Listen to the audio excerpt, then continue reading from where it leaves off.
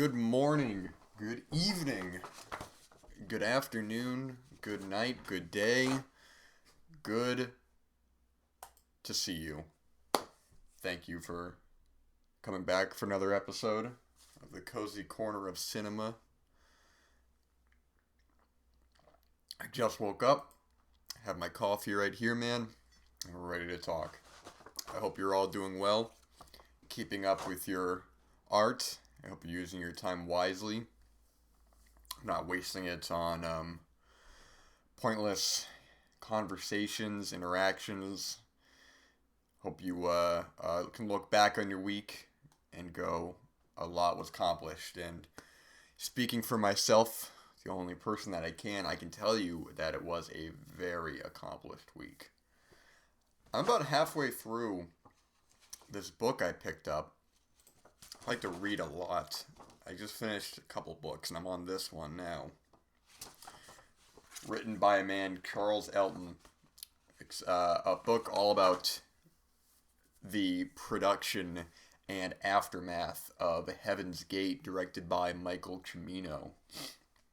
Michael Cimino most famously directed The Deer Hunter in 1978, I believe is when it came out. And this book chronicles his rise to power, the success of The Deer Hunter, and the nightmarish production of The Deer Hunter and the fallout, the career downfall. Presumably. I'm only halfway through the book now, man, but I tell you, this book is fantastic. This is a book that I cannot put down. I didn't realize just how enigmatic Michael Cimino was. I mean, he is such an interesting guy. He's a guy with a vision, a very specific vision, but oftentimes is unaware of how to utilize that to a mutual outcome, I guess would be the word, because they talk about the hellish production of The Deer Hunter and the budget inflation and the problems and the difficulties that Cimino, how difficult he was, and his producer slash girlfriend Joan Corelli, but it surprisingly obviously paid off. You know, The Deer Hunter wins Best Picture. It wins, I believe it was nominated, man, for 9 Academy Awards and won 5, I believe. Best Picture. I think he won Best Director, man. I think Best Cinematography. It doesn't matter. Anyways, it's interesting to read about this, because for all intents and purposes, man, the amount of free reign he was given with The Deer Hunter being kind of a miracle that it is, that it came out being one of the best films of the 70s and one of the best war films. Really, it's one of the best films, period, man. I mean, The Deer Hunter is a masterpiece. Goes without saying, you know, and it's interesting how he'd only had one real film under his belt, which was Thunderbolt and Lightfoot with Clint Eastwood and Jeff Bridges, but that film is more of a Clint Eastwood vehicle where Cimino was hired for that. And Thunderbolt and Lightfoot, dude, I just woke up, man. Give me a second. Be a little forgiving on me this morning. Thunderbolt and Lightfoot is a real solid film. I'm a big fan of that film, man. And it's funny how you can look at Kubrick, man, and I mean, I don't know really the specifics on each film in that, but how much he was able to get away with. And you know, Kubrick's just one of the great artists of mankind, man. So it's like but he has all this. I mean, his resume, man, is stacked. He has all this work under his belt that are not just great films, man, but are masterpieces, are some of the greatest pieces of art of all time. even up to his final film, Eyes Wide Shut, which I'm adamant is one of the best films of all time, man. And I mean, that's a stance I'm fully willing to put my foot down on. That's an undeniable masterpiece, if you ask me. It's like doubting whether 2001's a masterpiece, you know? It's like you'd be crazy not to think it. But I understand different reactions, man. I'm just going from my own point of view. But anyways, man, it's just crazy how much, how they talk about the relationship with United Artists and, them putting a lot of faith into Cimino because of the falling out that the studio was having, and they needed something, a big thing like Deer Hunter, and man, I'm gonna probably come back to this book when I finished it because I'm only halfway through. Right now, I'm at the point, man, where production is starting on the Deer Hunter, and there's already problems. I mean, the budget is already way overblown. It's not. I'm sorry, it's not way overblown, but they are giving more money to him in hopes that he's not going to overspend their budget, which there's a great line in the book. One of the former United Artists executives, I believe. I don't know if he was an executive or he was one of the head guys there, maybe both, but he says that something along the lines of, in the rare case, we were worried that he was going to use all our money, so we gave him more money, or something along those lines. This is such a great book, man. I'm only halfway through. You have to pick this up, man. This is absolutely phenomenal, and the last book I just finished, I was a little bummed out, man. I'm not gonna say what book it was, but it was the last book I read, which was a history, and it started off great, and it just kind of petered out. And by the end, I was like, man, I really didn't like that. But this was totally so refreshing, and it wasn't even the book I was originally going to the store for, man. I was going to actually read Shooting Midnight Cowboy. I'm looking forward to reading that, man, but they didn't have it, so I got this instead, and boy, this is such an interesting view to such an interesting guy, and I'm definitely going to talk more about this when I finish it up, man. But Cimino, The Deer Hunter, Heaven's Gate, and the Price of a Vision, written by Charles Elton. This is a phenomenal read, man. This is what great doomed tales are made of, man. And R.I.P. Mike Cimino. He's been dead for a couple years, I believe. Yeah, Joan Corelli might still be alive. I'm pretty sure they interview her in the book. But I don't even know when the book came out. It must have just come out. So, anyways, man, let me get another sip of coffee, man. We're gonna talk about some movies. All right, we're gonna talk about some good movies today. We're gonna talk about the newest releasing, man, from Grindhouse Releasing. They put out a new film, a new Blu-ray, I should say. Not a new film, the opposite of a new film, from 1977, shot in 1974. Oh, one thing I also want to mention as well, I apologize, the interesting thing when it comes to getting your information from the internet or from a book. One thing I learned in the book was that I read originally that with John Cazale, who was already dying and didn't have too much longer to live when they were filming Deer Hunter, I read that De Niro said he put up. I'm not going to get into the specifics, but there was a thing were worried about. They didn't really want him in the film for insurance reasons.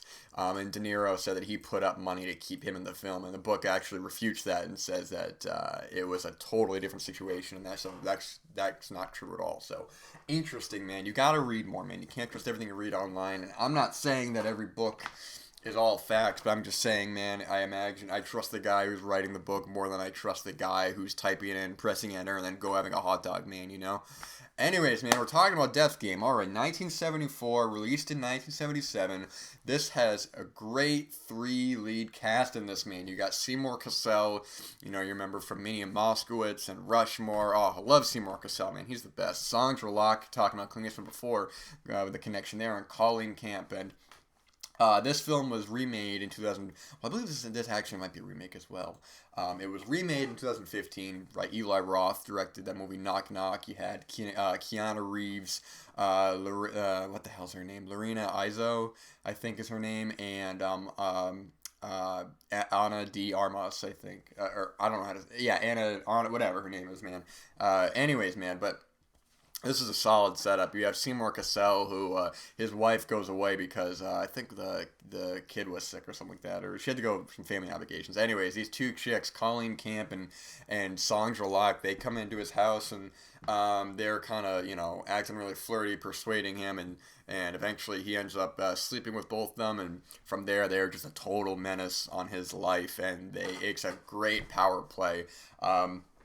This film is wild, man. I tell you, the performances in this movie, man.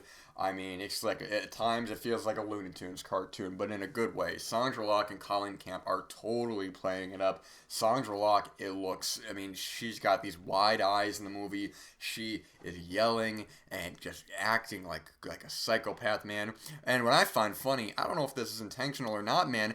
They said that she's supposed to be 17 in the movie.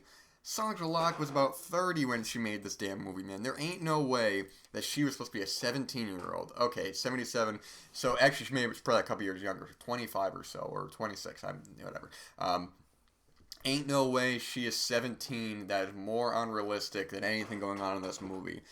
Sandra Locke's a beautiful actress. You know her from a lot of Clint Eastwood stuff. I always remember her from The Outlaw Josie Wales, and my favorite Dirty Harry movie is Sudden Impact. I'm a big fan of Sudden Impact. I love that film, man.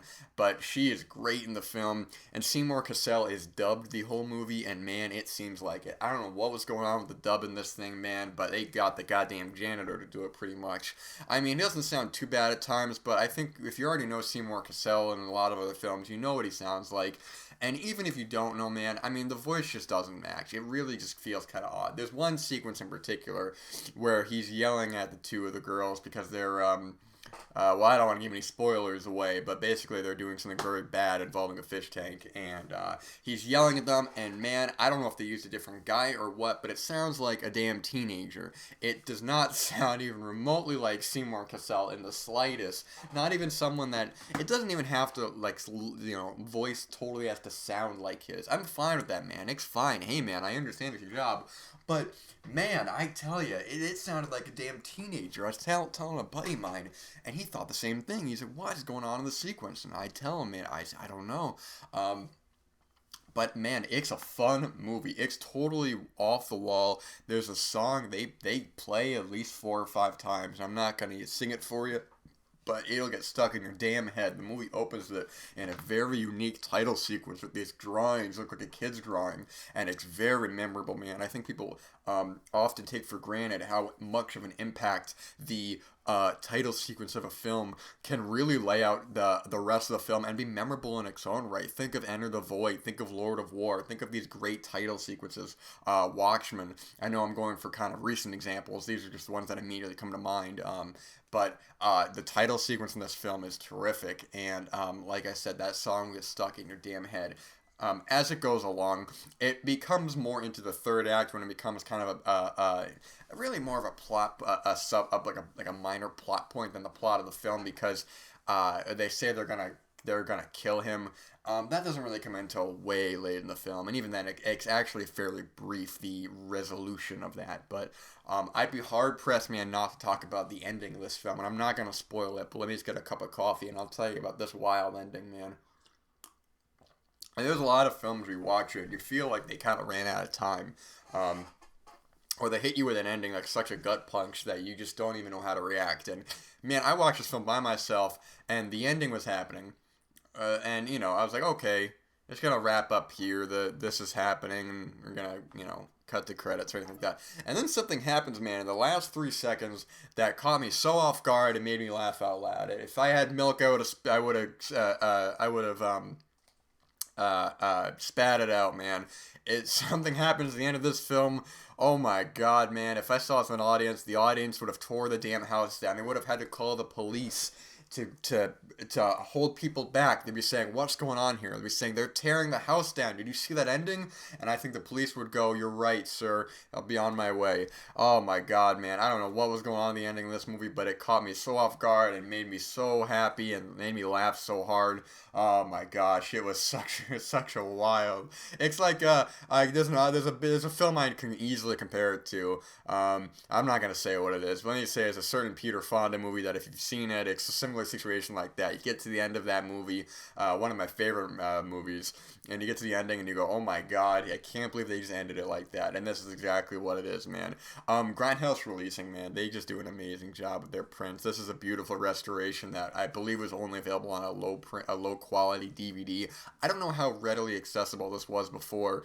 Even when Eli Roth's remake came out, I wasn't really sure how accessible this was. I hadn't seen it until now. This was a first time watch. But Grindhouse, man, in my my opinion, them an indicator. No one's doing it like them. I love all the other companies. Don't get me wrong, man, but I tell you, when probably more so with Grindhouse because they put out less, but every one of their releases, I have almost all of them.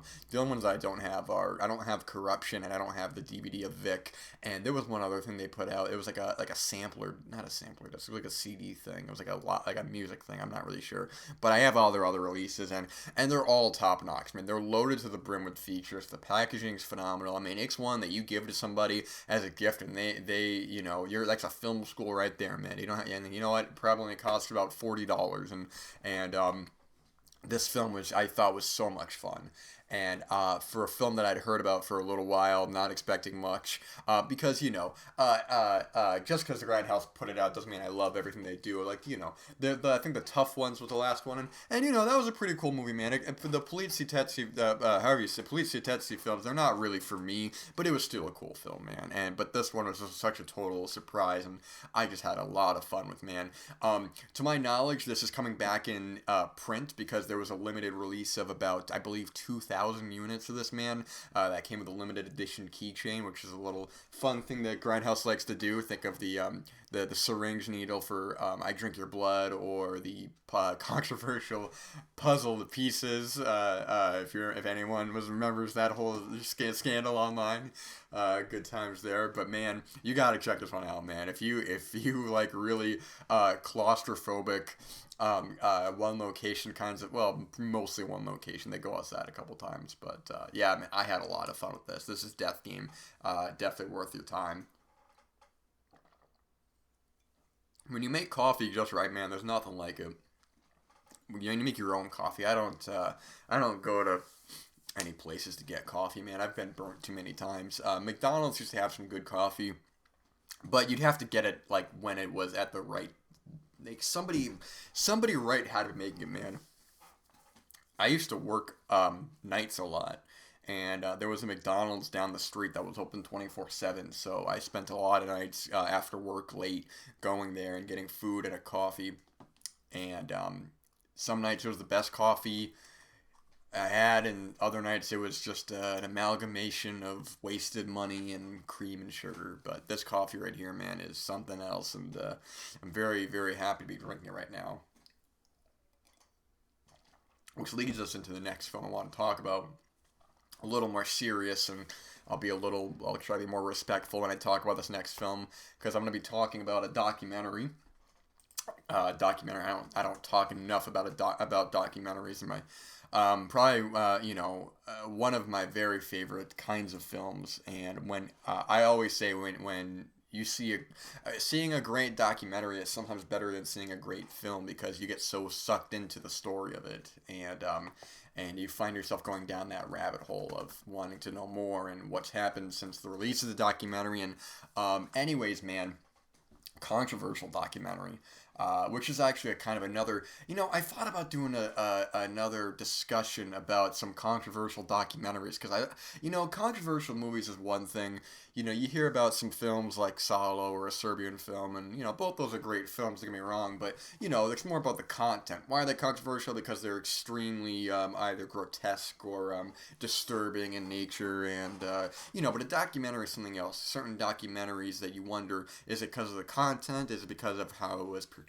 You look at someone like Michael Moore, whose documentaries are often very controversial, either because of the film itself or because of him, and I find those very interesting, and I find I haven't even said the title of the film yet. I'm losing it, man. I'm talking about The Bridge. This is a documentary about the Golden Gate Bridge, specifically about the suicide jumpers of who go to the bridge to kill themselves. And the film over the span of a month, I believe, it filmed some crazy number, man, like 20 some odds jumps.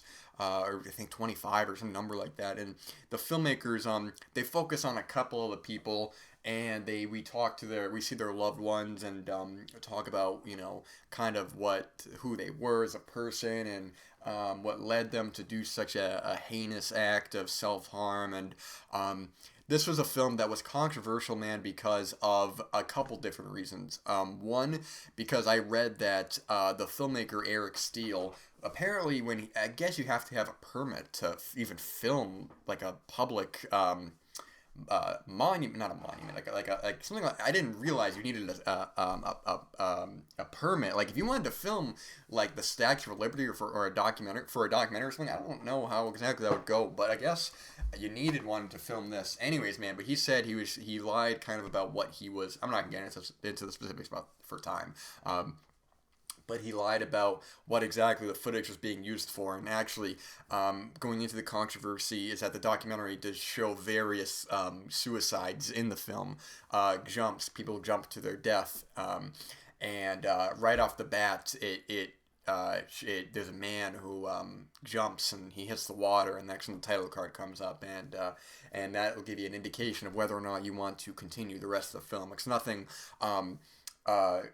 gory or violent, but it is somebody who is jumping to their death with the full intention of killing themselves. And they talk about the aftermaths of finding the bodies and how difficult it can be sometimes. And this was such a fascinating and compelling documentary. I think this is a film that really kind of puts things into a lot of perspective on these people's lives and your own life, on these feelings that I think we all have sometimes, and the realities of what is at stake here, and what they're doing and leaving behind. And I read an interesting reaction to the film. Let me finish my coffee, man. We'll talk about it. But somebody had made the point, and they said that the film wouldn't be as good, or wouldn't be, maybe not as good. That's not appropriate kind of word to use in the context here. But it wouldn't be anything noteworthy, other than the fact that it does have the filmed suicides. They said there's not much left in the film, and man, I gotta totally disagree about that, because the thing is, if you're watching this film, man, and you want to see some suicides, I hate to break it to you, but you're gonna be pretty disappointed. If you really want to watch it, you can go online and watch as much as to your heart's content. As long as you're not gonna go out there and do it, if you want to watch a bunch of videos, go ahead and do it, man. But this film is not the suicides in this film are not the center point. I'm sorry, let me rephrase that. The footage of the suicides is not the center point, man, because it's about the people who are lost here, and the footage is so infrequent, and oftentimes not even in frame. So I don't know if people are going to see this film thinking that it's exploiting these people, or if the people are going to watch this like a shockumentary kind of film. You're not. I compare this to something like The Killing of America, man, which is another kind of film like this, and that's a film where, not like this, I'm saying in terms of content to the actual point of the film, where The Killing of America, it has real footage of death, it has real footage of murder, but that's not the film. It's about the violence, the rising of violence in America. I've heard people say, oh, it's a film about gun violence, or it's a film about serial killers. It's like, man, you're so wrong, you didn't even watch the film. It's about the rising of the violence in America up until that point. And even the final line of the film, I'm not going to say what it is, partially because I don't fully remember the exact line, I don't want to butcher it, but it hits home. It goes, man, in terms of a famous celebrity death. Killing of America, by the way, is also a terrific documentary that is I highly recommend. But this film is much more about the emotion behind what leads these people to do it. And there's one interview they do in the film that really hit hard, man. And they interview somebody who didn't die when they jumped off the bridge. They went to go kill themselves, and they lived. And the story that he tells about he jumped off, and the second he did, he regretted it, and what's going through your mind as you're plummeting to your death, you're seeing your death come rushing at you. And I think that's such a horrifying thought. But they talk about how easy it is, because once you take that step, man, there's no going back.